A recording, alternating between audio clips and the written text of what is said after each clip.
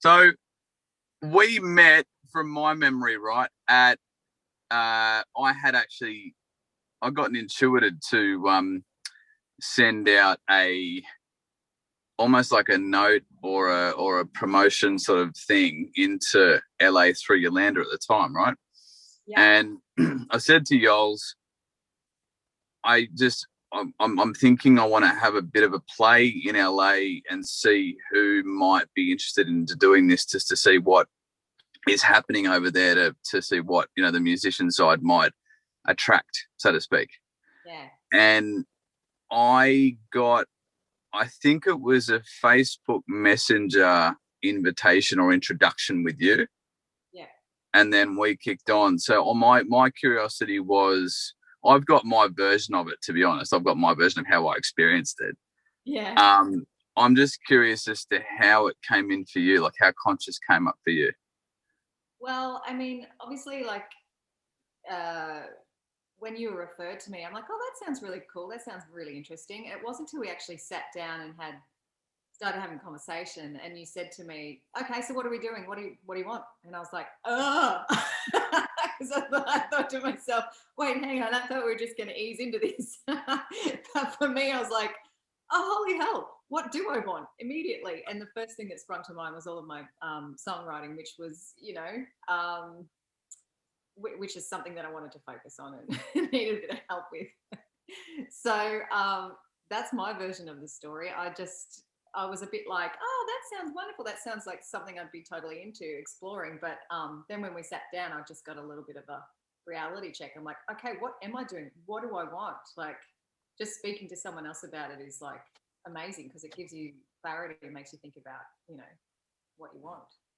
So When I remember I think we organized it on Skype at the time, actually, and you were sitting outside the West Hollywood place on like a nice big wooden kind of outdoor yeah, table. yeah, But you had the clarity of my memory was that you had four songs, yeah, yeah, and we had to work through what the stuckness or the block was around going yeah. into the next part of it. So my curiosity was, when we got into the conscious actual curriculum part, but when we got into sessions, what was it?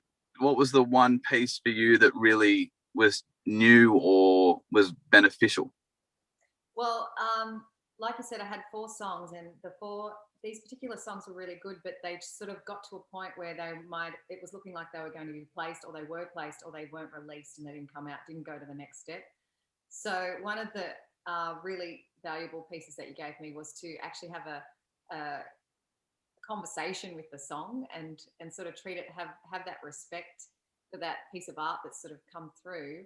And so you advised me to meditate. I've never done this before.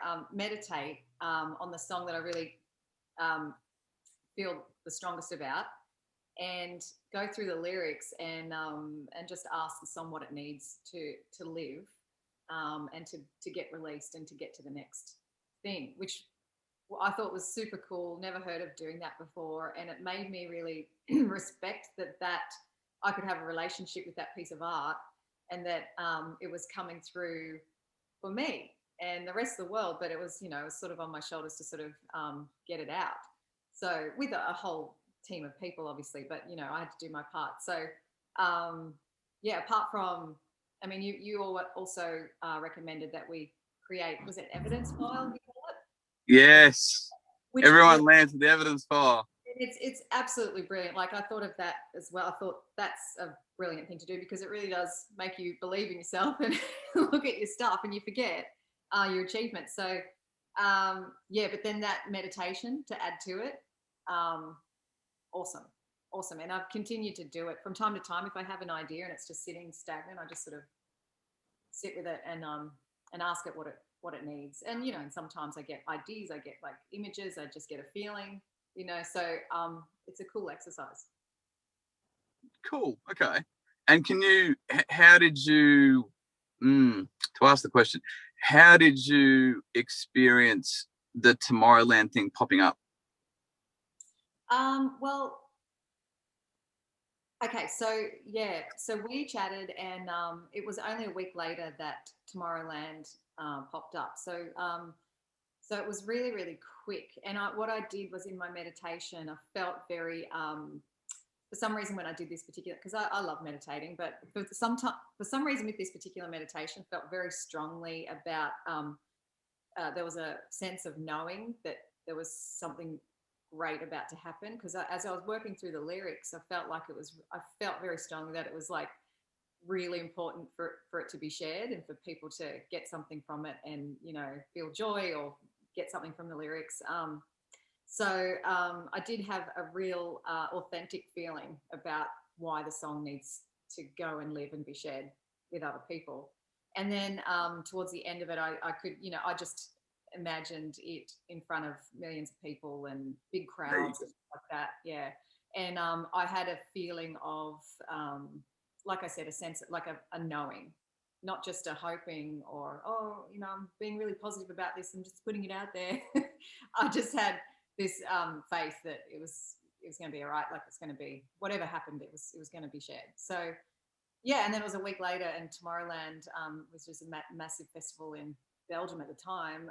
That's where the song was going to be shared for the first time with audiences, and that we're talking like hundreds of thousands of people. So, and then I was like, as soon as I heard that, I was like, like it was almost like, yeah, I know.